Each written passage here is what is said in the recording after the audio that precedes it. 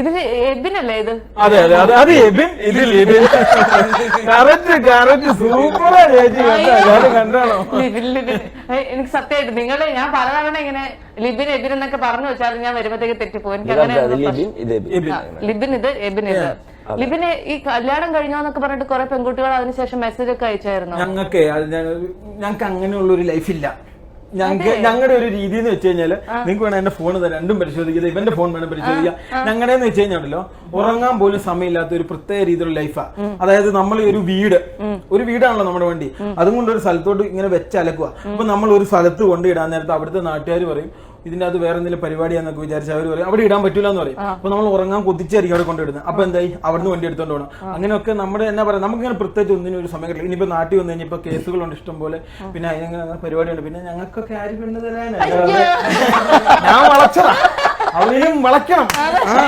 അതാ ഞാൻ പറഞ്ഞത്. പക്ഷെ ഇപ്പൊ ഇങ്ങനെ ഒരു വീഡിയോ ഒക്കെ ഇറങ്ങിയപ്പോ ഞങ്ങളൊക്കെ സത്യസന്ധമായിട്ട് വിചാരിച്ചിരുന്നത് നിങ്ങൾ രണ്ടുപേരും കല്യാണം കഴിച്ചവരാണെന്നാണ്. ഇപ്പോഴല്ലേ മനസ്സിലാവണേ കല്യാണം കഴിച്ചിട്ടില്ലാന്ന്. അങ്ങനെ ഒരു മാർക്കറ്റ് പോയോന്നാ ഞാൻ ചോദിച്ചത്. അല്ല അന്നൊക്കെ യൂട്യൂബിന് ക്ലിക്ക് ടു റേറ്റ് എന്നൊക്കെ പറഞ്ഞു കഴിഞ്ഞാൽ ഭയങ്കര സംഭവമായിരുന്നു. അപ്പൊ അതിന് വേണ്ടി കുറെ കാര്യങ്ങൾ ചെയ്യുന്നു. ഇപ്പം ക്ലിക്ക് ടു റേറ്റ് ഒക്കെ ഭയങ്കര വിഷയമാണല്ലോ. അപ്പൊ അതുകൊണ്ട് ഇപ്പൊ അങ്ങനത്തെ ഒന്നും ചെയ്യാറില്ല. അതെ യാഥാർത്ഥ്യം. ചേച്ചിക്ക് ഒരു പ്രശ്നം കിട്ടിയില്ല കേട്ടോ, ചേച്ചി അമ്മി. ഞാനിത് എന്തൊക്കെ ശ്രദ്ധിച്ച് ഇന്റർവ്യൂ എടുക്കേണ്ട അവസ്ഥയാണ്. അങ്ങനെ കുറെ പ്രശ്നങ്ങളൊക്കെ ഉണ്ടായി. അതിൽ നല്ല മാറി പുതിയ വണ്ടി എടുക്കുന്നു, പുതിയ ജീവിതം സ്റ്റാർട്ട് ചെയ്യുന്നു. ബേസിക്കലി ഇതിനകത്തൊന്നും ഒരു മാറ്റം വരണം, അല്ലെങ്കിൽ പുതിയൊരു രീതിയിലേക്ക് ചെയ്യണമെന്ന് നിങ്ങൾ എപ്പോഴെങ്കിലും സെക്കൻഡ് ഹാൻഡ് ഫ്ലൈറ്റ് കിട്ടുമെങ്കിൽ അത് മേടിക്കാൻ വേണ്ടിയുള്ള പ്ലാനാണ്.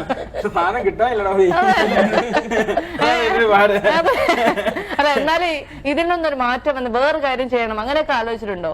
ഞങ്ങള് ഇങ്ങനെ ഓരോ കാര്യങ്ങളൊക്കെ ചിന്തിക്കും. ഞങ്ങള് പലതും തുടങ്ങും, എല്ലാം പൊട്ടും. പിന്നെ അല്ലേ പിന്നെ ഞങ്ങളിങ്ങനെ ഓരോ കാര്യങ്ങൾ ആലോചിക്കാറുണ്ട്.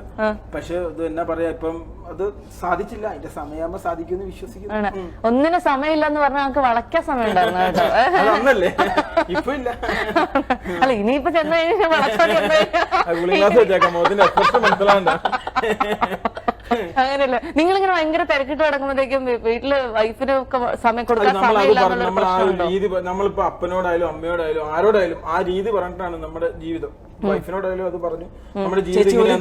ഒരു കാര്യം ഞാൻ പറഞ്ഞുതരാം. എന്ന് നമ്മള് വീട്ടിൽ ഇരിക്കുവാണേല് നമ്മളെന്നും വീട്ടിലായി പോകും. ചേച്ചി ഇപ്പം 10 ദിവസം ഇന്റർവ്യൂ ചെയ്യാതെ വീട്ടിൽ ഇരിക്കാന്ന് ചേച്ചിയുടെ അതോടെ ആ മാർക്കറ്റ് പോകും. അല്ല അപ്പൊ ഞാൻ ചോദിക്കുന്നത്, അപ്പൊ ഇങ്ങനെ വീട്ടുകാർക്ക് കാണാൻ കിട്ടുന്നില്ല എന്നുള്ള ഒരു പരാതി ഉണ്ടോ? വീട്ടുകാർക്ക്